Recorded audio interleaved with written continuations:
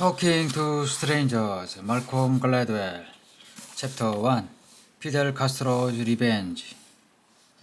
Florentino Aspillaga final posting was in Bratislava, in what was then Czechoslovakia. It was 1987, 2 years before the Iron Curtain fell.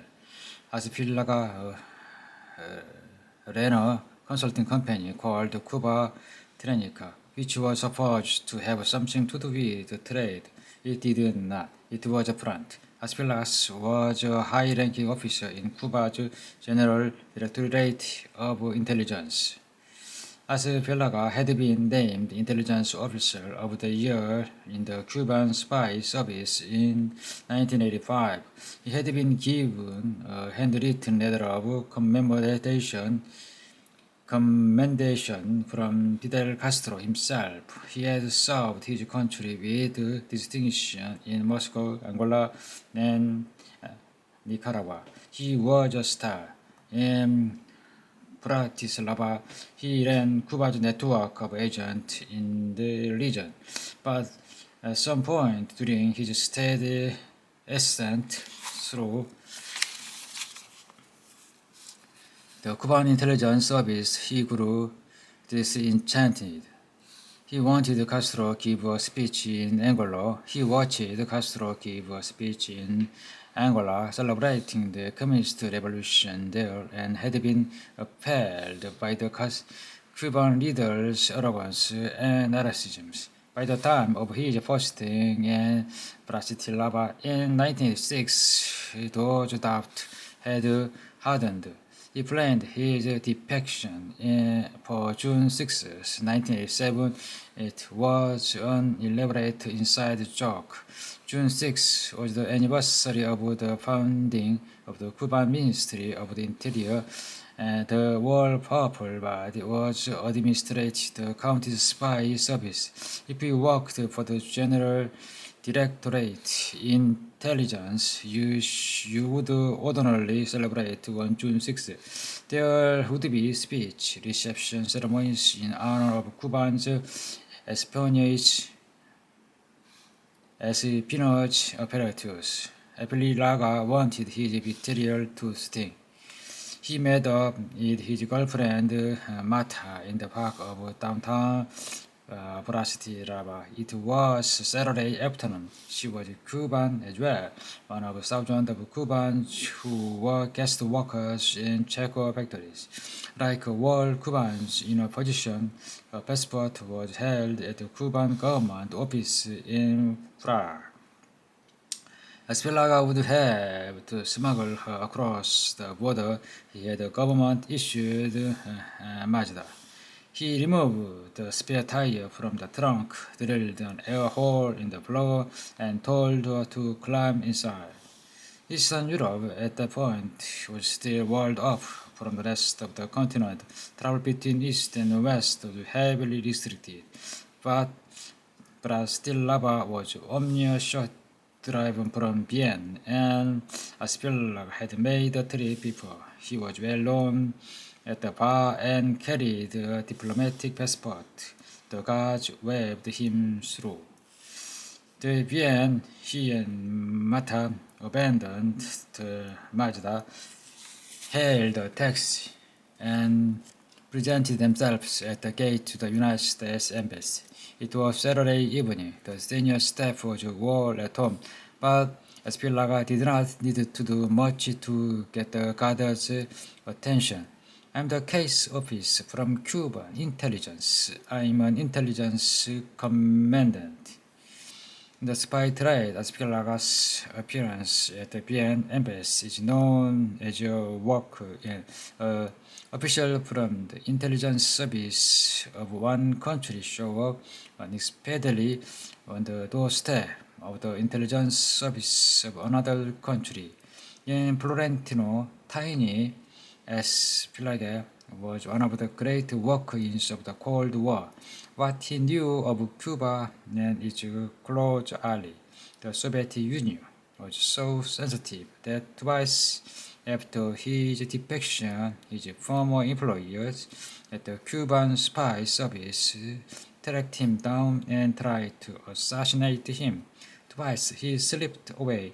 Only once since had Aspillaga been spotted. It was by Brian Rattel, who ran the CIA's Latin America office for many years. Rattel got a tip from an undercover agent who was acting as Pillaga's go-between. He met in go-between a restaurant in Coral Gables, just outside Miami. There, he was given instruction to meet in another location closer to where Pillaga was living under his new identity. Later rented a suite in a hotel somewhere anonymous and waited for time to arrive. He is younger than me. I'm 75. He is by now probably in his upper 60s. Later said, remembering the meeting, but he had a terrible health problem. I mean, being a defector, living in the new identity is rough. Even in his diminished state, though it was obvious Aspillaga must have been like a younger man. Later says, charismatic, slender, with a certain theatricality about him, a taste of risk and grand emotional gesture. When he came into the hotel suite, Aspillaga was carrying a box. He put it down on the table and turned to Rattel. This is a memoir that I wrote soon after I defected. He said, I want you to have this. Inside the box, in the page of Aspillaga's memoir, was a story that made no sense. After his dramatic appearance at the American Embassy in Vienna, Aspillaga was flown to the debriefing center at a U.S. Army base in Germany. In those days, American intelligence operated out of the United States Interested section of Havana under a Swiss flag. The Cuban delegation had a similar arrangement in the United States. Before his debriefing began, Aspillaga said he had one request.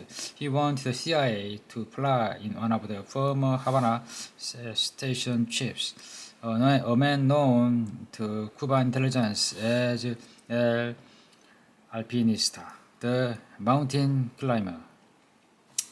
The mountain climber had served an agency all over the world. After the Berlin Wall fell, files strived from the KGB and the East German security police revealed that they had taught a course on the mountain climber to their agent. His tradecraft was impossible. Once Soviet intelligence officials tried to recruit him, they literally placed a bag of money in front of him. He waved them up, mocked them. The mountain climber was incorruptible. He spoke Spanish like a Cuban. He was Aplica's role model. Aplica wanted to meet him face to face. I was on assignment in another country when I got a message to rush to Frankfurt. The mountain climber remembered. Though long retired from the CIA, he still preferred to be identified only by his nickname.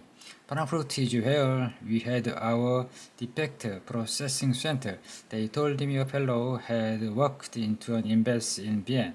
He had driven out of Czechoslovakia with his girlfriend in the trunk of his car, walked in, and insisted on speaking to me. I thought it was kind of crazy. El Alpinista went straight to the debriefing center.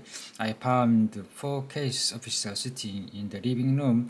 He remembered. They told me Aspillaga was back in the bedroom making love with his girlfriend, as he had constantly since he arrived at the safe house. Then I went in and spoke to him. He was lanky, poorly dressed, as Eastern European and Cubans tend to be back then.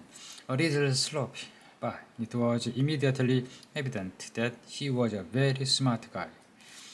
When he walked in, the mountain climber didn't tell Aspillaga who he was. He was trying to be cagey. aspillaga was a known quantity, but it was only a matter of minutes before aspillaga figured it out. There was a moment of shock, laughter. The two people hugged, Cuban style. He talked for 5 minutes before he started into the detail. Whenever you were debriefing one of those guys, you need someone that proves their bona fides. The mountain climber said. So I just basically asked him what he could tell me about the Cuban intelligence operation. It was then the Asepilaga revealed his bombshell, the news that had brought him from behind the Iron Curtain to the gate of the Vienna embassy. The CIA had a network of spies inside Cuba. Those whose people report to their cage officer help to save America's understanding of each adversary. Aspillaga named one of the names and said, "He's a double agent. He works for us." The room was stunned. They had no idea, but Aspillaga kept going. He named another spy. He's a double too. Then another, and another. He had named details, character, and births. That guy was recruited on the CB's Antwerp. The little fat guy with the mustache, he's a double. That other guy, Neither Lim, who works in the defense ministry, is a double. He continued to warn like until he had lost a dozen of names. Practically the entire U.S. lost of secret agents inside Cuba. They were all working for Havana, spoon-feeding the CIA information, cooking up by the Cubans themselves. I sat there and took notice. The mountain climber said, "I try not to betray any emotion." That's what was tough, but my heart was racing. Aspillaga was talking about the mountain climbers people. The spies he'd worked with when he had been posted to Cuba was a young and ambitious intelligence officer. When he first arrived in Havana, the mountain climber had made a point of working his sources aggressively, mining them for information. The thing is, if you have an agent who is in the office in the president of whatever country, but you can't communicate with him, the agent is worthless. The mountain climber said, "My feeling was, let's communicate and get some value, rather than waiting 6 months or a year until he put up someplace else." But now the whole exercise turned out to have been a sham. I must admit that I dislike Cuba so much that I derived much pleasure from pulling the wool over their eyes, he said repeatedly. But it turned out that I wasn't the one pulling the wool over their eyes. That was a bit of a blow. The mountain climber got on military plane and flew with Aspillaga directly and to Andrews Air Force Base outside Washington, D.C., where they were met by big wigs from the Latin America division. In the Cuban section, the reaction was absolutely shock and horror. She remembered they simply could not believe that they had been had so badly for so many years. It sent shock waves. It got worse when Fidel Castro heard that Aspillaga had informed the CIA of their humiliation. He decided to rub salt in the wound. First, he rounded up the entire cast of brilliant CIA agents and paraded them across Cuba of a triumph tour. Then he released to Cuban television an astonishing 11-part documentary entitled La Cuala de la CIA contra Cuba, the CIA's war against Cuba. Cuban intelligence, it turned out, had filmed and recorded everything the CIA had been doing in their country for at least 10 years, as if they were creating a reality show, Survivor, Havana edition. The video was surprisingly high quality. There close-up shot, and shot from cinematic angle. The audio was crystal clear. The commander must have had advanced word of every secret meeting place and sent their technician over to wire the rooms for sound. On the screen, identified by name, were CIA officers supposedly on the deep cover. There was video of every advanced CIA gadget, transmitters hidden in picnic basket and briefcase. There were detailed explanation of each park bench CIA official used to communicate with their sources and how the CIA used different colored shots to secretly signal their contact. A long tracking shot showed a CIA officer stuffing cash and instruction inside a large plastic lock. Another caught a CIA officer stashing secret document for his agent inside a wrecked car in a junkyard in Pinadelio. In a third, a CIA officer looked for a packaging in long grass by the side of the road while his wife pulled impatiently in the car. The mountain climber made a brief cameo in the documentary. His successor fared far worse. When they showed the TV series, the mountain climber said it looks as though they had a guy with a camera over his shoulder everywhere he went. When they heard of the FBI's office, the Miami heard about documentary, he called up a Cuban official and asked for a copy. A set of videotapes was sent over promptly, softly dubbed in English.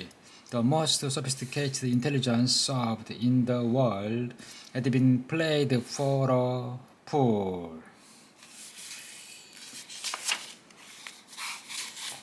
The mountain climber was one of the most talented people, one of the most sophisticated institutions in the world. Yet, he'd been witnessed 3 times to humiliating betray, first by Fidel Castro, then by the East Germans, and then CIA headquarters itself by a lazy drunk. And if the CIA's best can be misled so completely, so many times, then what about the rest of us? Puzzle number 1. Why can't you tell when the strange in front of us is lying to our face?